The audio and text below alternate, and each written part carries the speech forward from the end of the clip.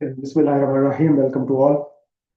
तो आज हमारा एमएस ऑफिस का लेक्चर, और इसके अंदर जो टॉपिक आज हमने कवर करना है, लास्ट में हम मेलिंग टैब तक जो है वो अपना क्लियर कर चुके थे, और इसकी असाइनमेंट भी आपको आ चुकी है, वो भी आप हमने सॉल्व करनी है। आज हमारा नेक्स्ट लेक्चर है। आज हमने रिव्यू और व्यू टैब जो है इसको हमने कवर करना है इंशाल्लाह, कि इस टैब के अंदर क्या कुछ होता है और हम उसके जरिए क्या क्या कुछ कर सकते हैं। देखोगे। अच्छा, इसके बाद आपको कुछ टैब्स और नजर आ रहे होंगे, जैसे ये डेवलपर टैब। अब ये जो डेवलपर टैब है ये आप सबको नजर नहीं आ रही होगी, आपके पीसी के अंदर ये नहीं होती। ये जिस तरह इधर फाइल ऑप्शंस वहां से जाके इनेबल, ये एडवांस लेवल की चीज है। मतलब ना तो ये आपके सिलेबस का पार्ट है, और ना ही ये भी आपको समझ आएंगी। कुछ चीजें मैं जिस तरह मैक्रोज है उसका आपको एक हल्का सा आइडिया दे दूंगा इंशाल्लाह आज। तो उसे परफॉर्म करना चाहें तो एक बेहतरीन चीज है। अब इसके अंदर जो विजुअल बेसिक है, इसके लिए आपको ठीक ठाक एक ग्रिप चाहिए स्किल के ऊपर, आप लोग लाजमी सीखें अगर सीखना चाहते हैं। वो पूरी एक अलग से एक्टिविटी। तो ये टैब नॉर्मली हमारा जो एक बेसिक एमएस ऑफिस वर्ड होता है उसका ये पार्ट नहीं होती। ये एडवांस डेवलपर लेवल के लोगों के लिए होती है, जिन्होंने डेवलपिंग करनी है, इसके अंदर कस्टमाइजेशन करनी है वर्ड के अंदर, तो वगैरह वगैरह। ये टैब आपको नजर नहीं आ रही हो, अगर किसी को आ भी रही है तो कुछ ठीक है, कोई मसला नहीं, और नहीं भी आ रही तो कोई इशू वाली बात नहीं है। कोशिश करना कि आप वहां से फाइल्स में जाके, जहाँ पे हम कस्टमाइज करते थे रिबन और टैब्स को, वहां से आप करके इसको एक नई टैब ऐड कर सकते हैं। ये आपकी एक्टिविटी हो जाएगी, इसे कर लीजिएगा, लेकिन जरूरत नहीं। उसके बाद अगली टैब हेल्प की है। ये बड़ी बेसिक सी हेल्प है, इसके अंदर भी कोई खास इस तरह की चीजें नहीं हैं कि जो हमें कवर करनी हो। और ये जो एक्रोबैट की टैब है ये भी बेसिकली एक एडिशनल इसके अंदर एक्सटेंशन है। एक्चुअली मेरे यहाँ पे इसके ऊपर बहुत सारा काम होता है, बहुत सारी एप्स है इसके अंदर जो इसके अंदर इंक्लूडेड है और इसके साथ अटैच हुई हुई है एक्सटेंशन, लेकिन ये वर्ड का पार्ट नहीं है। तो जरूरी नहीं कि आपको ये तीन टैब्स आपके सिस्टम में नजर आए। इसके अलावा कोई और टैब भी हो सकती है, तो वो हमारे सिलेबस का पार्ट भी नहीं है और उसकी आपने टेंशन नहीं लेनी। तो वापस चलते हैं आज अपने लेक्चर के ऊपर, और वो है हमारा रिव्यू टैब। रिव्यू टैब का प्राइमरी पर्पस होता है कि जब अपनी एक डॉक्यूमेंट आप कंप्लीट कर लेते हैं तो एट द एंड उसको रिव्यू करना, डिफरेंट एस्पेक्ट के लिए, डिफरेंट उसके जो इश्यूज होते हैं उनको हमने देखना होता है। जब फाइनलाइजेशन स्टेज पे होते हैं, जैसे उसके स्पेलिंग चेक करना है, स्पेसिंग चेक करना है, बीच में एडिटिंग देखनी है, अगर चार पांच लोगों ने मिलकर उस पर काम किया तो किस किस शख्स ने कौन कौन सी चेंजेस की हैं, उन चेंजेस को आपने इंक्लूड करना है, एक्सक्लूड करना है, किस तरह आप अपनी सारी डॉक्यूमेंट को देखना चाहते हैं, ट्रांसलेट करना चाहते हैं, वगैरह वगैरह वगैरह। जो हमारी लास्ट वाले टचेज होते हैं एक्चुअली डॉक्यूमेंट को, जब हम कोई कंप्लीट कर लेते हैं अपने डॉक्यूमेंट को, तो वो यहाँ से हम इस टैब से करते हैं। तो हम फर्दर फर्दर एक एक टैब से जाएंगे और सारा कुछ देखते जाएंगे कि किस किस तरीके से होते हैं। तो सबसे पहले आज जो हमारा ग्रुप है वो है proofing group. Proofing group basically use होता है हमारी जो स्पेलिंग या ग्रामेटिकल इस तरह की जो मिस्टेक्स होती हैं खास तौर पे उसको चेक करने के लिए। ठीक है।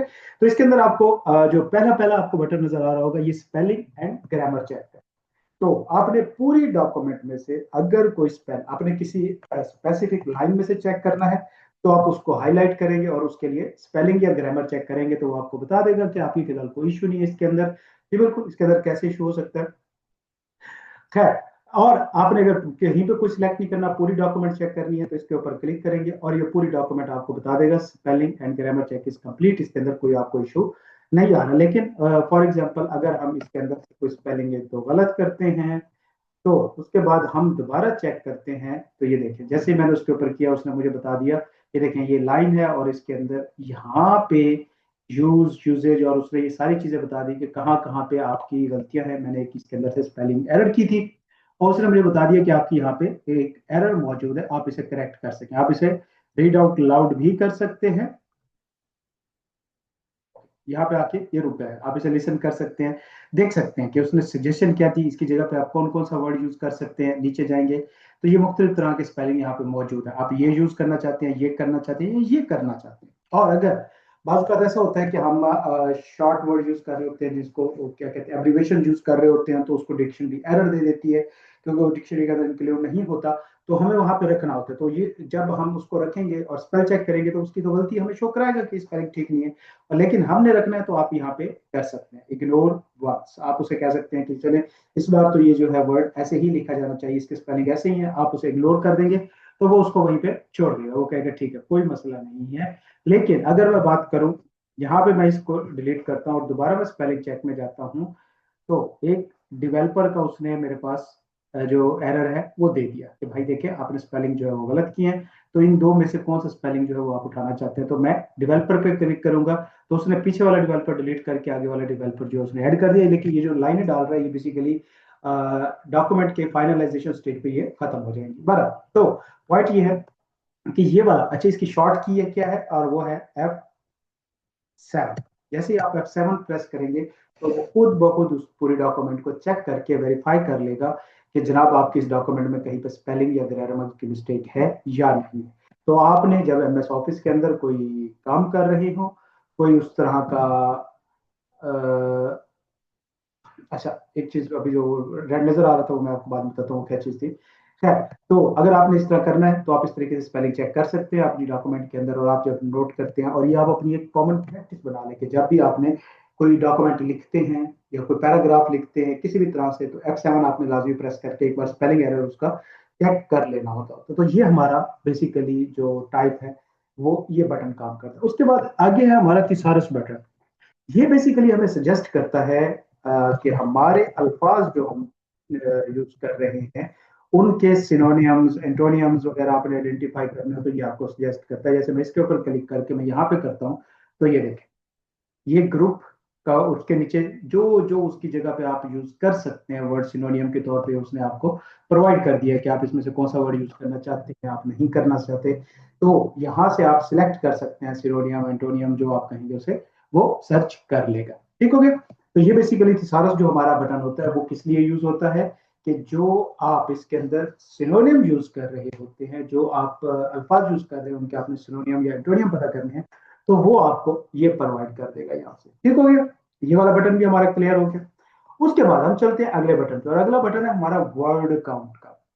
हमने जो पूरी डॉक्यूमेंट लिखी है इसके अंदर हमारे कितने अल्फाज है। देखिए, आगे चल के आपने लेटर लिखने हैं, असाइनमेंट्स लिखनी होती हैं, और रिसर्चेज करने होते हैं, थीसिस वगैरह लिखने होते हैं, तो असाइनमेंट्स होती हैं, प्रोजेक्ट्स होते हैं, तो वहां पे लेटर या नंबर ऑफ वर्ड्स और करेक्टर्स। अच्छा, वर्ड डिफरेंट चीज है और करेक्टर ये दो डिफरेंट चीज है। वर्ड जो होता है वो इस इंग्लिश के लेटर को कहा जाता है कि ये एक वर्ड है, ये एक वर्ड है जो हमारा एक लेटर होता है। लेकिन इस करेक्टर से मुराद हर वो चीज जो है शामिल, जैसे ये स्पेस है, ये करेक्टर है, ये कॉमा है, ये करेक्टर है। वर्ड्स के अंदर वो चीज काउंट नहीं होगी, लेकिन इनके अंदर वो चीजें काउंट होगी। तो देखते हैं हम कि हमारे डॉक्यूमेंट के अंदर कितने वर्ड या काउंट है। आप इस पर क्लिक करेंगे तो ये बताएगा आपकी जो डॉक्यूमेंट है ये 4 पेजेस की है, और इसके अंदर टोटल वर्ड कितने हैं, 731 वर्ड्स हैं। जो पूरे ये क्या कहते हैं, पूरे पूरे ये जो अल्फाज होते हैं ये हमारे वर्ड्स हैं। करेक्टर इसके अंदर तमाम चीजें मौजूद हैं, लेकिन उसके अंदर उसने स्पेस इंक्लूड नहीं की, बगैर स्पेस के। इसके अंदर कॉमास वगैरह इंक्लूड है, लेकिन करेक्टर विद स्पेस 4706 है, पैराग्राफ 15 और लाइंस 120। इसके अंदर text box, footnote, and note, कोई भी चीज है तो क्या कहते हैं,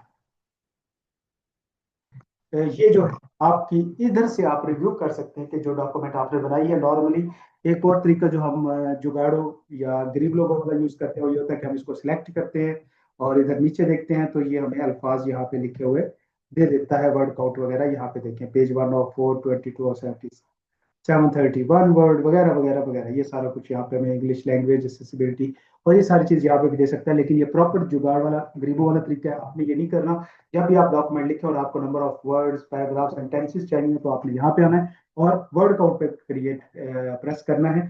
तो ये सारी चीजें आपके सामने यहाँ पे खुली हुई आ जाएंगी, आप इनको कर सकते हैं। ठीक हो गया, ओके। तो ये हमारा जो ग्रुप था प्रूफिंग वाला वो हमने देख लिया, ये हमारा ग्रुपिंग वाला प्रूफिंग वाला ग्रुप है वो हमारा क्लियर हो गया। उसके बाद जो हमारा नेक्स्ट ग्रुप है वो है read aloud, text to speech actually. ठीक है, ये वाला बटन हमारा टेक्स्ट टू स्पीच के तौर पे काम करता है कि आप इसको सुनना चाहते हैं कि आपकी डॉक्यूमेंट लगती कैसे है। तो आप अगर पूरी डॉक्यूमेंट स्टार्ट सुनना चाहते हैं तो यहाँ पे आप क्लिक करेंगे जहां से शुरू करना है। जहां पे भी आप शुरू, जहां से आपने शुरू करना होगा वहां पे आपको कर्सर से क्लिक करना होगा, अपना कर्सर वहां पे लाना होगा, और उसके बाद इसके ऊपर क्लिक करेंगे तो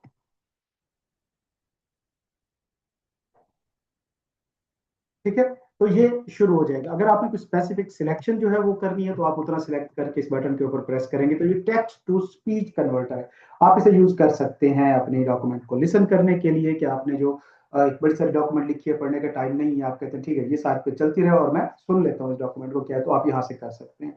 इसी तरह आपके नोट्स वगैरह होते हैं, आप पढ़ते पढ़ते थक जाते हैं तो आप उनको जाके जो पीडीएफ फाइल होती है उसको वर्ड में कन्वर्ट करें और फिर रीड अलाउड अलाउड पे लगा दें और वो आपको सारा बना देगा।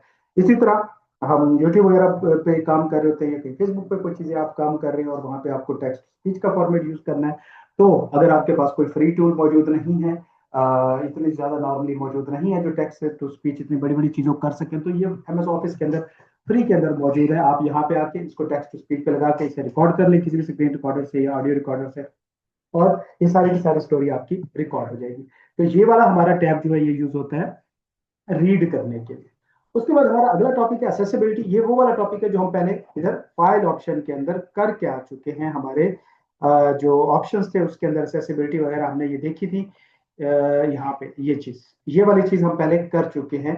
एक्सेसिबिलिटी से मुराद होता है कि हमने देखना होता है कि ये डॉक्यूमेंट किस किस रीडर के लिए सूटेड है। मतलब अगर कोई बहुत ज्यादा छोटा फॉन्ट लिखा हुआ है तो किसी की आई साइड कमजोर हो सकती है, अन्ना हो सकता है, उसे नजर नहीं आ सकता, तो ये वो चीजें हाईलाइट करके आपको दे देता है कि यार यहाँ यहाँ पे कलर कंट्रास्ट डिफरेंट है, ये चीज रीड करना मुश्किल हो सकता है, ये चीज अगले को समझ नहीं आएगी, ये बहुत छोटी लिखी हुई है, ये बहुत बड़ी लिखी हुई है, या इसका सेंस क्लियर नहीं होगा अगले को। तो हम असेसिबिलिटी के जरिए से चेक कर सकते हैं कि हमारे डॉक्यूमेंट के अंदर इस तरह के क्या इश्यू है। तो आप इस पर क्लिक करेंगे और नीचे आ गया चेक असेसिबिलिटी, तो उसने बता दिया कि कौन कौन सी चीजें किस किस तरह से है। जैसे फॉर एग्जांपल ये इश्यूज कुछ उसने आइडेंटिफाई हार्ड टू रीड, 3 उसने इश्यूज निकाले जो हार्ड टू रीड है, मतलब पढ़ने में उनको मसला आ सकता है। देखते हैं कौन कौन से। पहला ये है, वो कहता है कि यार ये कलर कंट्रास्ट इसका ठीक नहीं है, आप इसे ब्लैक कर लें, इन कलर्स में से कर ले तो वो ज्यादा बेहतर है। अगर आप ब्लैक कर लेते हैं, इसी तरह देखिए उसने तमाम सब हेडिंग्स जो है उनको हाईलाइट कर लिए कि ये रीड करने के लिए आसान। और उसके बाद फिर उसने हमें बताया है कि जनाब ये डॉक्यूमेंट गुड है, कोई मसला नहीं है, अब ये डॉक्यूमेंट जो स्टडी की जा सकती है। अच्छा, अब आपने नोट किया है कि इसमें फर्क क्या था, एक्चुअली मसला क्या था। हालांकि ये ऊपर वाली का भी कलर वैसा ही है, लेकिन उसने उसे हाईलाइट नहीं किया था, लेकिन इसको हाईलाइट कर दिया था कि आप इसको इसका कलर चेंज करें। उसके रीजन ये है कि ये देखें, ये एक हेडिंग है, जबकि ये हेडिंग उस तरह नहीं है जिस तरह के ये वाली हेडिंग है। इसके साथ एक बुलेट लगी हुई है, बगैर बुलेट के है, और दोनों का कलर सेम है और तकरीबन साइज भी ऑलमोस्ट मिलता जुलता है। तो आप कंफ्यूज कर सकते हैं कि ये एक इंडिपेंडेंट हेडिंग है, जबकि ये इसकी सब हेडिंग है, ना कि ये इंडिपेंडेंट हेडिंग है। देखिए इतने लेवल की डिटेल पे जाके उसने आपको बताया कि यार ये मसला यहाँ पे मौजूद है। तो ये असेसिबिलिटी चेक करने के लिए कि कौन कौन सी चीजें आपके डॉक्यूमेंट के अंदर इशू। इस तरह टेक्स्ट को अल्टर कर सकते हैं आप, इसके ऑब्जेक्ट, कोई ऑब्जेक्ट लिखा हुआ है, कोई आपकी इसके अंदर पिक्चर ऐड की हुई है, कोई टेबल है, उसके बारे में आप कोई टेक्स्ट ऐड करना चाहते हैं वो कर सकते हैं। नेविगेशन पैन होता है ये वाला, मतलब मेरी डॉक्यूमेंट के अंदर बेसिकली 3 हेडिंग्स है, टेबल ऑफ कंटेंट मौजूद नहीं है। तो हमने पिछले लेक्चर में टेबल ऑफ कंटेंट देखा था कि हम वहां से किस तरीके से मूव कर सकते थे, डायरेक्ट उस पेज के ऊपर नेविगेट कर सकते थे, उस हेडिंग के ऊपर या उस चैप्टर के ऊपर, कहां से, directly from table of content से। तो सेम इसी तरह का टेबल ऑफ कंटेंट नहीं है तो आप इधर नेविगेशन पैन से जाके नेविगेट कर सकते हैं। जैसे इस पर क्लिक करेंगे तो ये देखें वो डायरेक्टली आपको टैब नंबर 3 पे लेके आया हुआ है, डेवलपर टैब में। तो यहाँ से आप आसानी से नेविगेट कर सकते हैं अपनी तमाम हेडिंग्स 1, हेडिंग्स 2, हेडिंग्स 3। यहाँ पे एक सॉर्ट ऑफ आपको वो टेबल ऑफ कंटेंट प्रोवाइड कर देता है कि आप यहाँ से बुक करके उसके दरमियान नेविगेट कर सकते हैं। ठीक हो गया। ये हमारा असेसिबिलिटी के अंदर एक ऑप्शन होता है नेविगेशन का। नेविगेशन क्लोज कर दें। उसके बाद अगला देखते हैं फोकस। फोकस से क्या मुराद होता है कि अगर आप कोई चीज पढ़ रहे हैं, स्टडी कर रहे हैं, तो आप इस डॉक्यूमेंट को इस तरह पढ़ रहे हैं, इसके अंदर बहुत सारी डिस्ट्रैक्शन, मतलब यहाँ पे साइड पे ये चीजें शो हो रही हैं, ये शो हो रही हैं, कलर कंट्रास्ट ठीक नहीं हो रहा और डॉक्यूमेंट बड़ी छोटी सी नजर आ रही है, मुझे पढ़ने में मसला हो रहा है। तो मेरे पास क्या होगा, या तो मैं इसे जूम इन करूं, जब मैं जूम इन करता हूं तो साइज साइज तो बड़ा हो रहा है, लेकिन डॉक्यूमेंट जो है वो छोटी होती जा रही है, पेज का साइज जो मुझे नजर आ रहा है वो स्मॉल होता जा रहा है। तो अगर इन डिस्ट्रैक्शन को आपने कम करना है तो आप फोकस मोड पे चले जाएंगे और वो सारी चीजें हटा के डायरेक्टली आपको सिर्फ आपकी डॉक्यूमेंट दिखाएगा। इसके अलावा आपको कुछ शो नहीं हो रहा, वो एक्स्ट्रा चीजें इन जो साइड पे डिस्ट्रैक्शन थी। ठीक है, एस्केप प्रेस करेंगे तो ये क्लोज हो जाएगा। तो ये इसके अंदर जो मौजूद है इसको हम क्या कहते हैं, फोकस मोड कहते हैं, कि वो आपकी डॉक्यूमेंट को फोकस कर देता है, वो तमाम डिस्ट्रक्शन साइड से एलिमिनेट कर देता है और फिर आप उसको प्रॉपरली या इजीली आप उसे देख सकते होते हैं या पढ़ सकते हैं। उसके बाद जो अगला ऑप्शन है, ये वही ऑप्शन है एसेसिबिलिटी की, वो मेन टाइप ओपन कर देता है, एडवांस। आप यहाँ से ये चीजें कर सकते हैं जो हम लास्ट लेक्चर में ये पहले कवर कर चुके हैं। अगर आपने फर्दर इसके अंदर कोई एसेसिबिलिटी की चीजें देखनी है, इंप्रूव करनी है, कस्टमाइज करनी है, तो आप यहाँ से जाकर इसको कर सकते हैं। ये हमारा एसेसिबिलिटी का टैब था जिसके अंदर ये सारा कुछ होता है। उसके बाद अगला हमारा लैंग्वेज का टैब, यहाँ आपने किस लैंग्वेज के अंदर डॉक्यूमेंट बनानी है, लैंग्वेज में ट्रांसलेट करनी है, पूरी डॉक्यूमेंट ट्रांसलेट करनी है या जस्ट कोई एक हेडिंग जो है उसको ट्रांसलेट करना है किसी स्पेसिफिक लैंग्वेज के अंदर, तो हम उसको यहाँ से कर सकते होते हैं। जैसे फॉर एग्जांपल मैं यहाँ पे जाता हूँ और मैं इस हेडिंग को हाईलाइट करता हूँ और उसके बाद मैं यहाँ से ट्रांसलेट पे जाता हूँ, क्लिक करता हूँ, तो यहाँ पे आपके पास दो ऑप्शन है, या तो आप पूरी डॉक्यूमेंट ट्रांसलेट कर दें, हो जाएगा। ये मैं आपको बता रहा हूँ कि अगर आपके पास डॉक्यूमेंट उर्दू में लिखी हुई है आप उसे इंग्लिश में यहाँ से ट्रांसलेट कर सकते हैं, और अगर इंग्लिश में लिखी है तो उसे आप उर्दू में भी ट्रांसलेट कर सकते हैं, पूरी की पूरी डॉक्यूमेंट को भी, या किसी सिलेक्शन पेज को। नॉर्मली हम गूगल ट्रांसलेटर की हेल्प ले रहे होते हैं, वो कभी सही कर रहा होता है कभी नहीं कर रहा होता, लेकिन एमएस ऑफिस जो है इनका जो ट्रांसलेटर है वो काफी हद तक बेहतर है कि वो आपकी जो वर्डिंग होती है या डॉक्यूमेंट होती है उसको आसानी से ट्रांसलेट कर लेता है। तो मैं कहता हूँ ट्रांसलेट सिलेक्शन, और मैं सिलेक्शन मैंने जस्ट इसको ट्रांसलेट करना है, तो मैं उधर गया। अब यहाँ पे इसके लिए आपका इंटरनेट होना जरूरी है, ये भी बेसिकली नेट से कनेक्टिविटी करता है। तो पहले उसने वो वाली जो पहले ये टैब है या पहला जो बॉक्स है इसके अंदर जो उसने कंटेंट लिखा है वो वही है जो मैंने सिलेक्ट किया, और उसकी लैंग्वेज उसने खुद डिटेक्ट कर ली है कि ये किस लैंग्वेज के अंदर लिखा हुआ। उसके बाद नीचे उसने ट्रांसलेट किया है किसमें, डैनिश में। आप यहाँ से किसी भी लैंग्वेज में ट्रांसलेट कर सकते हैं, जैसे कि हम चाइनीज में करते हैं। तो ये देखें क्या माशाल्लाह कितना प्यारा ट्रांसलेट हो गया है। ये शी पी ची लिखा हुआ है, आपको समझ नहीं आएगा, थोड़ा सा आप मजीद जैसे ही आप ये कैफ क्वालिफाई करेंगे तो आपको ये भी समझ आना शुरू हो जाएगा आर्टिकल के अंदर, तो वहाँ पे बहुत कुछ समझ आना शुरू हो जाता है। ठीक है, तो लिहाजा अगर आपने देखना है कि किस वर्ड का क्या क्या मतलब है, तो नीचे देख सकते हैं, ये देखिए जैसे मैं उस पर क्लिक करता हूँ, ये नीचे यहाँ translation of this specific word की ट्रांसलेशन है। देखो कितना आसान है चाइनीज सीखना। तो यहाँ से आप चाइनीज सीख भी सकते हैं। देखिए लेटर, अब पता नहीं इसे लिखना कैसे है, बरह ये देखो चाइनीज हमें सीखनी चाहिए, हमारे उनके साथ बहुत गहरी दोस्ती है, तो चाइना का बहुत स्कोप है।